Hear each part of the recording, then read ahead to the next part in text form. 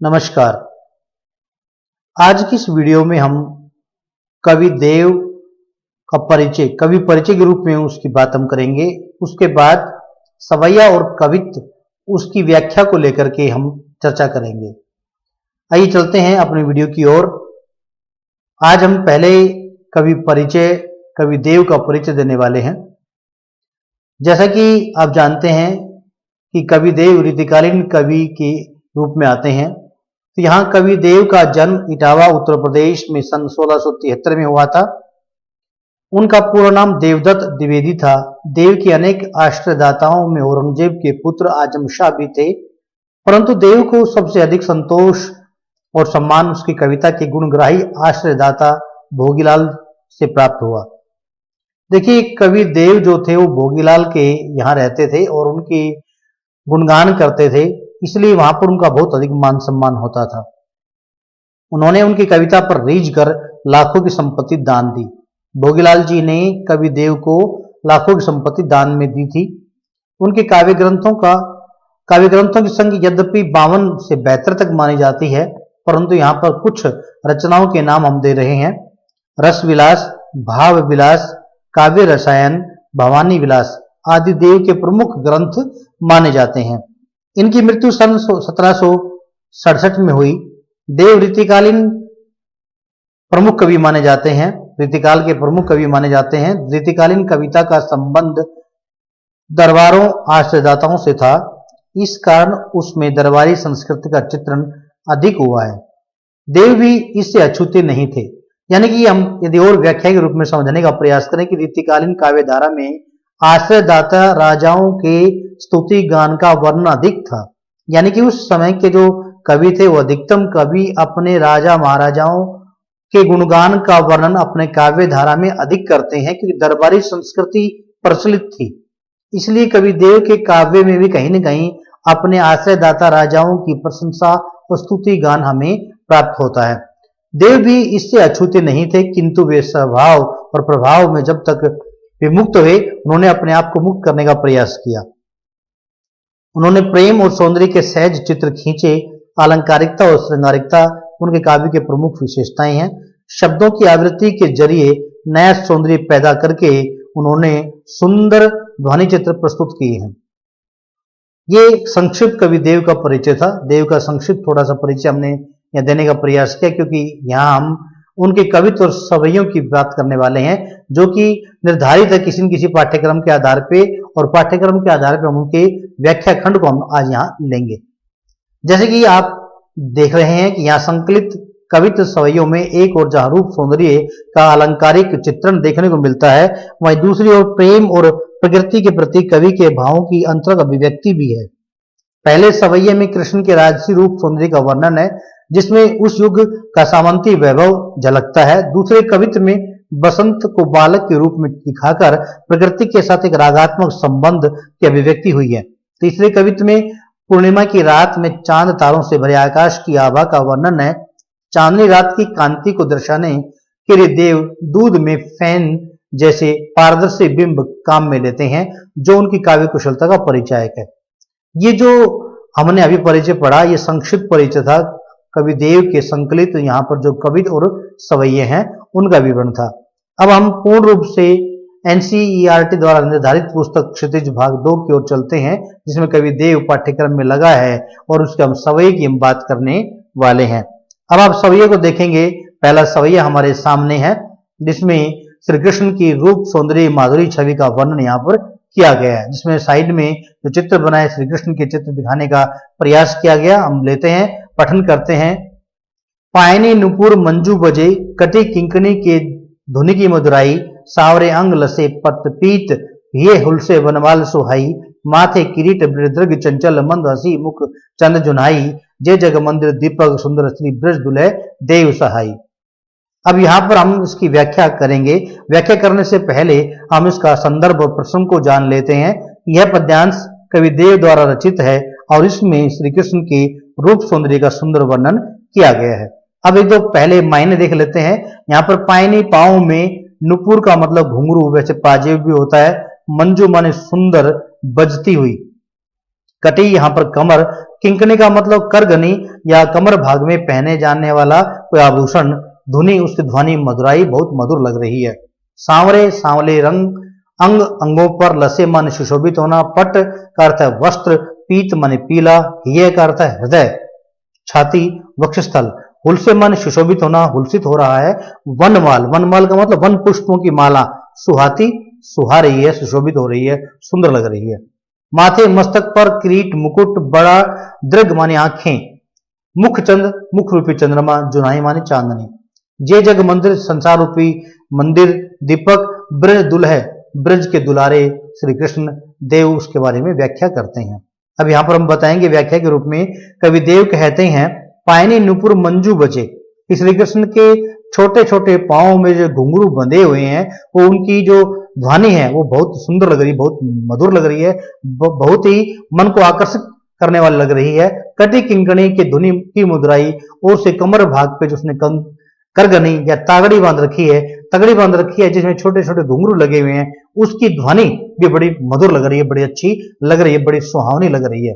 श्री कृष्ण की रूप सौंदर्य का मनमोहक दृश्य प्रस्तुत करते हुए कवि देव बता रहे हैं कि श्री कृष्ण ने अपने पांव में जो घुंघरू बांध रखे हैं, उनकी ध्वनि बहुत सुंदर लग रही है, बहुत मधुर लग रही है।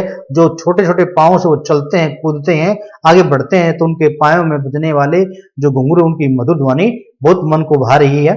और उनके कमर भाग में जो उन्होंने तगड़ी बांध रखी है, उसमें छोटे छोटे घुंघरुओं की ध्वनि भी बहुत मधुरता का संचार कर रही है।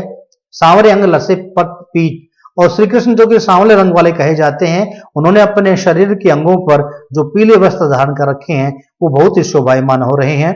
हुलसे, ये हुलसे मनमाल सुहाई, और श्री कृष्ण ने अपने गले में, अपनी छाती पर या अपने वक्ष स्थल पर वन पुष्पों की, सुंदर पुष्पों की जो माला धारण कर रखी है, वो बहुत ही सुंदर और सुशोभित हो रही है। माथे किरीट बड़दृग चंचल, और श्री कृष्ण के मस्तक पर मुकुट बहुत सुशोभित है, और उसकी आंखें बड़ी बड़ी चंचलता का प्रदर्शन कर रही हैं। और उसके मंद हंसी मुख चंद जुनाई, और श्री कृष्ण के मुख रूपी चंद्रमा पर उसकी जो मंद मंद मुस्कान, वो चांदनी की भांति नजर आ रही है। जे जग मंदिर दीपक सुंदर, श्री ब्रज दुल्हे देव सहाई। कवि देव कहते हैं कि ब्रज के दुलारे श्री कृष्ण इस संसार रूपी मंदिर में दीपक की भांति सुशोभित हो रहे हैं। ये मुझे बहुत ही सुंदर लग रहे हैं, मेरे लिए बहुत सुंदर हैं। श्री ब्रज दुल्हे देव सहाई, क्योंकि यह ब्रज के दुलारे श्री कृष्ण संपूर्ण ब्रजवासियों की सदैव सहायता करें, सदैव उनके हितैषी बने रहें। यहाँ पर श्री कृष्ण के रूप सौंदर्य की मनमोहनी छवि का वर्णन किया गया है। अब यदि हम शिल्प सौंदर्य की बात करें तो हम बताना चाहेंगे यहाँ पर, जैसे कटी किंकणी में अनुप्रास अलंकार है, ये हुलसे में अनुप्रास अलंकार है। इसके अंदर हम उपमा अलंकार की बात भी हम कर सकते हैं, रूपक अलंकार की बात भी कर सकते हैं। जैसे जग मंदिर, संसार रूपी मंदिर, या रूपक अलंकार की बात यहाँ पर कही गई है। इस पूरे पद्यांश में श्रृंगार रस का, वात्सल्य रस का सुंदर परिपाक हुआ है। तत्सम शब्दों की अभिव्यक्ति है, और वर्णनात्मक शैली, गेयता गुण इसमें विद्यमान है। अब हम कविदेव के दूसरे पद, जो कि कवित्व छंद के रूप में है, कवित्व शैली में लिखा गया, पहला वाला सवैया शैली में लिखा हुआ था, हम यहाँ पर कवित्व शैली की हम बात करने वाले हैं। डार द्रुम पलना बिछोना नव पल्लव के, सुमन झिंगुला सोहे तन छवि भारी दे, पवन झुलावे के कीर बतरावे देव, कोकिल हलावे हुलसावे करतारी दे, पुरित पराग सो उतारो करे राई नौन, कंजकली नायिका लतान सिर सारी दे, मदन महीप जू को बालक वसंताई, प्रातः जगावत गुलाब चटकारी दे। अब इस पूरे पद में, जो कि सवैया के रूप में हमारे सामने निश्चित है, लिखा हुआ है, इस पूरे पद में जो वसंत ऋतु है उसका सुंदर चित्रण यहाँ पर किया गया है। यानी कि इस पद के भी प्रसंग की यदि बात करें तो हम बताएंगे कि यह पद, यह कवित्व भी कविदेव द्वारा रचित है। इस पूरे पद में वसंत ऋतु को बालक के रूप में चित्रित करते हुए उसका सुंदर स्वरूप का वर्णन यहाँ पर किया गया है। कुछ मायने देख लें पहले। डार, डाली, द्रुम, पेड़, पलना, पालना, बिछोना, बिछावन, नव नवीन, पल्लव, कोपले, पत्ते आदि। सुमन, पुष्प, झिंगुला का अर्थ यहाँ पर जो अंग वस्त्र ऊपर पहना जाता है, बच्चों को पहना जाता है, हम झिंगुला कह सकते हैं, झबला भी बोल सकते हैं। सोए सुशोभित होना, तन माने शरीर, छवि माने शोभा, बहुत सुंदर लग रही है। पवन झुलावे, पवन वायु हवा झोला दे रही है। केकी मोर, कीर तोता, मोर तोता बातें कर रहे हैं जैसे।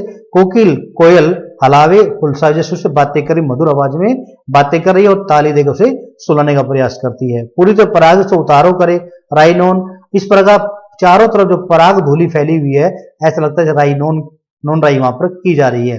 कंजकली का मतलब, कंजकली यहाँ नायिका के समान, जो कमल के समान नेत्रों वाली नायिका है। मदन कामदेव महिप राजा, वसंत ऋतु के लिए पराती प्रातःकाल के समान जगाते हैं चटकारी चुटकी बजा बजा करके।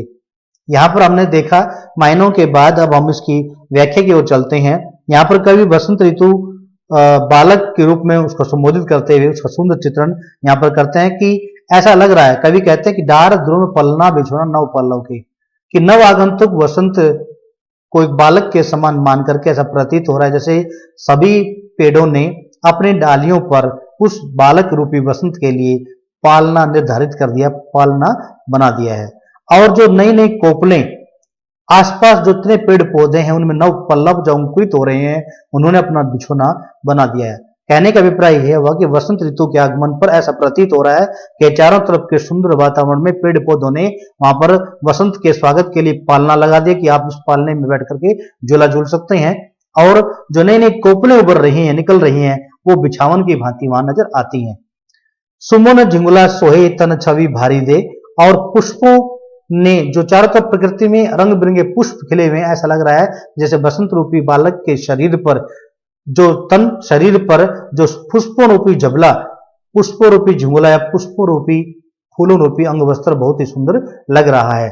पवन झुलावे के कीर बतरावे देव, कवि देव कहते हैं कि पवन हवा उस बसंत को, बसंत रूपी बालक को पेड़ों की टहनियों रूपी पालने में लेटे हुए करके पवन हवा धीरे धीरे झूला दे रही है और मोर और तोता उनसे मीठी मीठी बातें कर रहे हैं। कोकिल हलावे हुलसावे कर तारी दे, और ऐसा प्रतीत हो रहा है जैसे कोयल अपनी मधुर आवाज में उन्हें हिलाती हुलसाती प्रसन्नचित्त करती हुई और ताली बजा बजा करके जैसे मधुर स्वर में गीत सुनाती हुई उन्हें हंसाने का प्रयास कर रही है। और बालक वसंत ऐसा लग रहा है जैसे कि ताली बजा बजा कर अपनी खुशी व्यक्त कर रहे हैं। पूरी जो पराग सो उतारो करे राइनोन, ऐसा लग रहा है कि पूरी प्रकृति के अंदर जो फूलों के ऊपर पराग धूलि छा गई है, भर गई है, पराग धूलि वहां पर नजर आती है। उस पराग धूलि चारों तरफ प्रकृति में जो बिखर रही है, ऐसा प्रतीत हो रहा है कि प्रकृति उस बालक रूपी बसंत की नजर उतारने के लिए नोनराई का प्रयोग वहां पर किया जा रहा है, यानी कि पराग धूलि नोनराई की भांति प्रतीत हो रही है। कंजकली नायिका लतान सिर सारिदे, और यहाँ तक कि कमल के समान नेत्रों वाली नायिका अपने लताओं के अंदर अपने सिर छुपा करके, ऐसा लग रहा है जैसे लताओं के अंदर अपने आप को छुपा करके चोरी छिपे से खेल रही हो।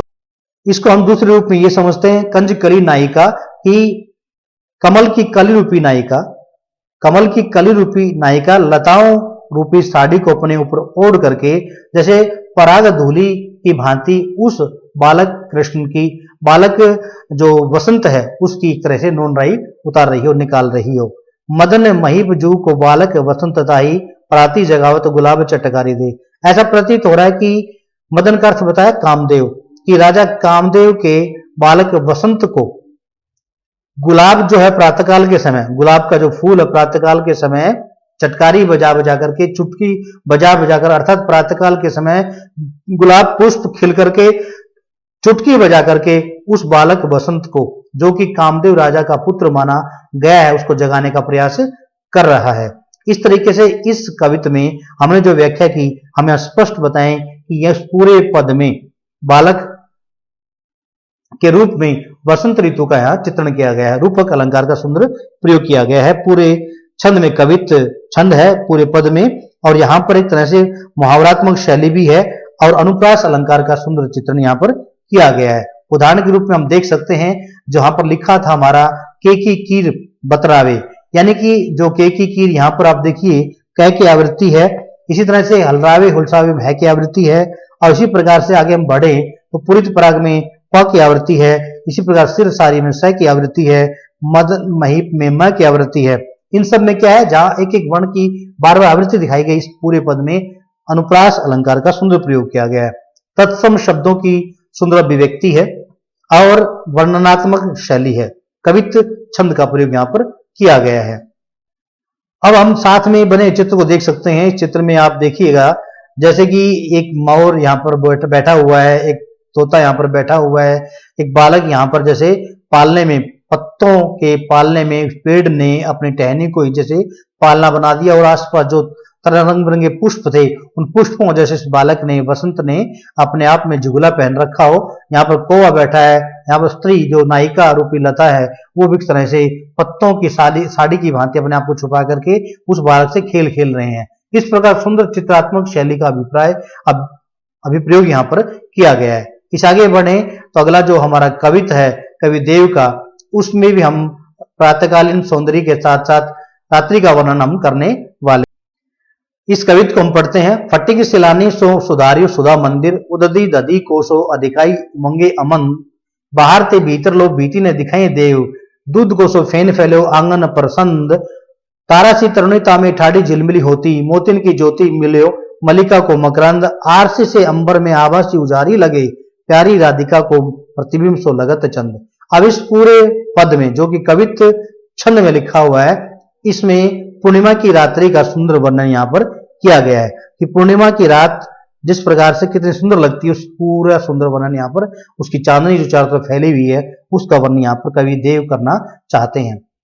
फटिक सिलानी से सुधारी सुधा मंदिर, उददी दधी कोसो अधिकाई उमंगे अमन। यानी पहली पंक्ति की व्याख्या करें, फटिक, फटिक का अर्थ है स्फटिक पत्थर, प्राकृतिक क्रिस्टल इसे अंग्रेजी में बोल सकते हैं, यानी कि ऐसा क्रिस्टल पत्थर होता है जो बहुत अधिक चमकता है। सिलानी का मतलब शिला पर, सुधार्यो का अर्थ यहाँ पर फैला गया, बनाया गया, मंदिर सुधा माने अमृत के समान मंदिर। कवि यहाँ पर बताना चाहते हैं कि पूर्णिमा की रात चारों तरफ फैली हुई ऐसी लग रही है कि जैसे मानो किसी ने स्फटिक शिलाओं का मंदिर, अमृत के समान मंदिर वहां पर बना दिया हो। यानी कि चारों तरफ फैली हुई चांदनी अमृत के समान मंदिर का रूप आगाज कर रही है। ऐसा लगता है कि जैसे स्फटिक पत्थर के द्वारा एक बहुत ही सुंदर अमृत रूपी मंदिर का वहां पर निर्माण कर दिया गया, अमृतमय मंदिर का निर्माण कर दिया गया हो। उददी दधी कोसो अधिकाई उमंगे अमंद, ऐसा प्रतीत हो रहा है। उददी मानी सागर, दधी मानी दही, अधिकाई अधिकता, उमंगे उमड़ उमड़ कर, अमंद जिसका साहस मंद नहीं पड़ता हो। ऐसा प्रतीत हो रहा है कि जैसे चारों तरफ पूर्णिमा की रात की चांदनी ऐसे फैली हुई प्रतीत हो रही है कि जैसे दही का महासागर उमड़ पड़ा हो और अपने आनंद के अंदर अपने आप को सिकोड़ नहीं पा रहा हो और चारों तरफ उमड़ घुमड़ करके जैसे अपनी दही को बिखेरने का प्रयास कर रहा हो। अर्थात यहाँ पर दही का अर्थ यहाँ एक तरह से चांदनी के संदर्भ में दिया गया है, और रात में जो चांदनी फैली हुई है उसका सुंदर चित्रण यहाँ पर किया गया है। बाहर ते भीतर लो बीती ने दिखे देव, कवि कहते हैं कि चारों तरफ उस चांदनी, पूर्णिमा के रात की जो चांदनी है वो इस तरह फैली हुई है कि बाहर से अंदर तक किसी भी प्रकार से कोई भीति मानी दीवार दिखाई नहीं पड़ती। कवि देव कहते हैं कि पूर्णिमा की रात्रि में चांदनी ऐसे फैली हुई कि अंदर से बाहर तक, बाहर से अंदर तक कहीं पर कोई दीवार दिखाई देती ही नहीं है। दूध को सो फैन फैलो आंगन परसंद, कैसा प्रतीत हो रहा है कि जैसे पूरे आंगन में, प्रांगण में, अर्थात पूरे ब्रह्मांड में, पूरी सृष्टि में दूध का सा झाग चारों तरफ फैले हुए हैं।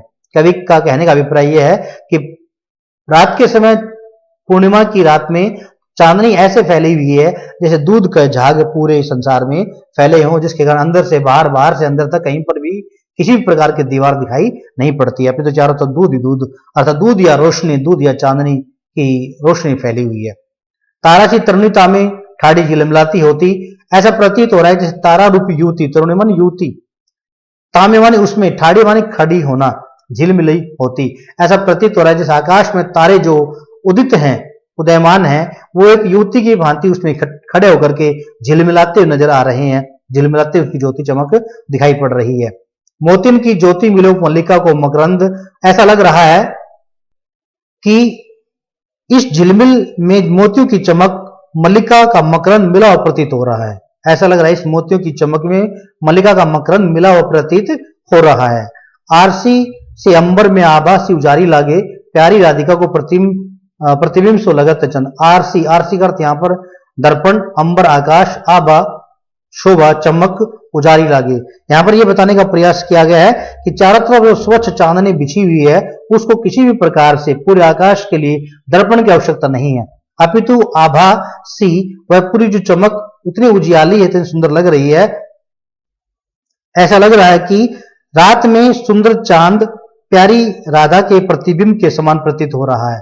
रात में सुंदर जो चांद है वो प्यारी राधिका के प्रतिबिंब परछाई के रूप में पूर्ण आकाश में चांद लग रहा है। अर्थात आकाश में चारों तरफ चांदनी जो फैली हुई है उसकी आभा अत्यंत उजियाली है, बहुत सुंदर लग रही है। ऐसा प्रतीत हो रहा है कि रात के समय चांद का जो सुंदर स्वरूप है वो राधिका के प्रतिबिंब के रूप में नजर आ रहा है।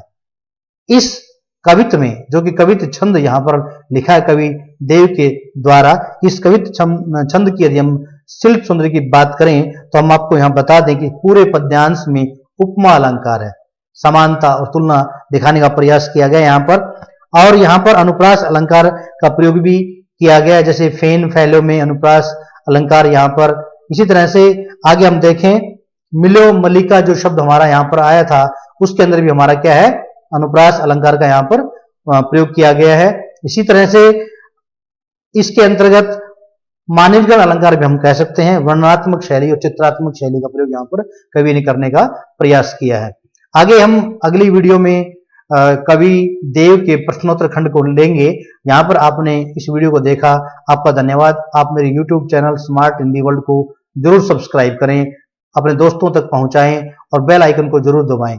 बेल आइकन को दबाना इसलिए जरूरी होता है कि जब भी मैं कभी कोई वीडियो अपने चैनल पर अपलोड करूंगा तो तुरंत सबसे पहले नोटिफिकेशन आपको प्राप्त होगा। आपको पता चलेगा कि डॉक्टर बसंत बंसल ने अपने YouTube channel smart Hindi world पर अपनी एक नई वीडियो अपलोड की है, जिससे कि आप तुरंत वहां पर जाकर YouTube चैनल पर जाकर मेरी वीडियो को देखकर आनंद की अनुभूति करें और अपने ज्ञान में वर्धन करें। धन्यवाद।